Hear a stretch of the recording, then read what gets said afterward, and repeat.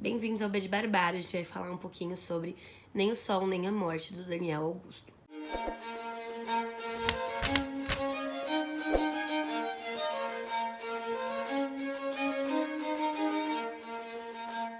Bom, esse livro aqui foi o primeiro livro escolhido para o Clube de Leitura Plex, que está acontecendo aqui em São Paulo, com mediação do Humberto, do canal Primeira Prateleira, e da Tami, do Literatami, em meses, trocados, eles não mediam juntos. Esse primeiro mês quem fez foi o Humberto, e a gente contou com a presença do Daniel Augusto, o que foi muito bacana para a discussão.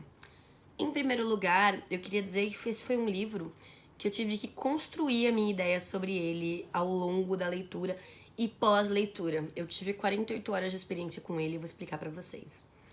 Em primeiro lugar, a história é a seguinte. A gente tem um narrador que não é nomeado, que trabalha como escritor de sinopses numa cinemateca. E lá ele trabalha com o Antônio. O Antônio é um restaurador de filmes. E aí o que acontece é o seguinte, a cinemateca fecha, eles ficam uns anos sem se falar. Anos depois desse fechamento, o Antônio chega no narrador e diz: você sempre precisou de histórias, eu vim te dar uma história então. E ele começa a contar uma história muito doida. E uma história que, talvez induzida pelo fato de saber que o autor era cineasta, por a história se passar numa cinemateca, eu, a princípio, achei que era uma história pobre. Porque eu tava enxergando essa história como uma colagem de filmes ou de referências de narrativa, né? Então, por exemplo, a gente tem a quase perda da visão do Antônio, que eu pensei na hora em Ensaio sobre a Cegueira. Apesar de ser muito pequena a referência, eu pensei nisso na hora. Depois a gente tem o aparecimento de um duplo, que é uma figura recorrente na literatura e no cinema. Depois existem cenas de sexo em público que eu pensei em Perfume. Depois tem cenas de sexo num casarão e eu pensei em De Olhos Bem Fechados, do Kubrick. Então, a princípio, eu falei, nossa, foi uma narrativa pobre, né? Mal colocada. E aí eu tive uma conversa com a Tami antes do encontro e eu contei tudo isso que eu pensei pra ela e ela tinha gostado bastante. E ela me disse, na verdade, eu acho que você tá vendo de um jeito diferente. E se o Antônio inventou essa história pro narrador? E se ele usou as referências filmográficas dele pra mentir pro narrador contar a história dele como verdade? E aí, a partir dessa chave de leitura, eu me apaixonei, assim, pela construção do livro. Eu acho realmente que é um livro bem escrito. E quando você passa pela percepção de não confiar nesse interlocutor, você consegue ganhar um pouquinho mais. Só que, depois, no clube, eu cheguei a comentar, eu falei, tudo bem, mas e se quem tá mentindo pra você é o narrador e não o interlocutor? Porque o narrador fala várias vezes, eu não sei se o Antônio está me dizendo a verdade. E se quem não tá dizendo a verdade é o narrador? Então a gente tá num jogo duplo de narração, de domínio da narrativa, e que a gente não sabe qual deles a gente pode acreditar, se é que a gente pode acreditar em algum deles, né? E eu acabei até comentando que a edição da Nós, acho que ela foi muito bem feita.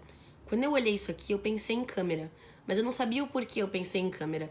E aqui no final tem uma explicação dessa capa e dos capítulos, porque nos capítulos são assim, ó. E aqui no final diz o seguinte: a capa e aberturas utilizam elementos gráficos dos testes para calibração de foco de câmeras e lentes fotográficas. Eu achei sensacional, porque ainda que eu não soubesse que são testes de calibração, de alguma forma o meu cérebro captou isso como câmera, como lente, como cinema, e fez com que eu emergisse melhor na leitura. Eu acho que é legal falar isso porque a gente tem que valorizar os projetos gráficos, porque eles fazem sim parte do livro, eles são sim parte da narrativa. Não é uma frescura só. E nesse caso aqui, eu emergi tanto que eu me peguei escrevendo coisas no livro que elas eram muito mais de uma leitura cinematográfica do que uma leitura literária. Então, por exemplo, existem momentos aqui em que o narrador fala diretamente ao leitor. E aí eu falava assim, que legal essa quebra da quarta parede, né? Que é um elemento que a gente fala bastante no cinema. Mas eu poderia ter colocado, assim, essa interlocução com o leitor. Mas eu tava usando termos cinematográficos por causa da imersão que eu tive. Eu não acho que esse seja o livro que a gente possa falar muito a respeito do enredo, porque é um livro de descoberta. Então eu vou falar dele de uma forma mais abstrata. Aqui no final, na parte de trás, na contracapa, tem uma única frase, que é uma frase que ela é retomada muitas vezes. E que o Daniel Augusto disse que ela é retomada por causa dessa tentativa de todas as artes serem música, né? E a repetição, o cíclico, traz muito isso. Que ele sempre fala, nem tudo pode ser lido. Aí ele fala, tudo pode ser lido, mas nem tudo pode ser escrito. Ele vai modificando essa ideia. E aí, realmente, um dos ápices dessa repetição é o que se encontra aqui atrás, que é nem tudo que se vê é o que é visto. Nem tudo que é escrito é o que está escrito. Nem tudo que é lido é o que é lido. É dessa sobra que também se faz nosso lugar. Ou seja, ele está dizendo aqui sobre as lacunas que existem nessas produções, nesses consumos, e como nós preenchemos aquilo com o que é nosso. Ele está deixando lacunas para a gente preencher como leitor, assim como talvez o Antônio tenha deixado lacunas para que o narrador preenchesse, e a história que a gente recebe é uma história já preenchida pelo narrador.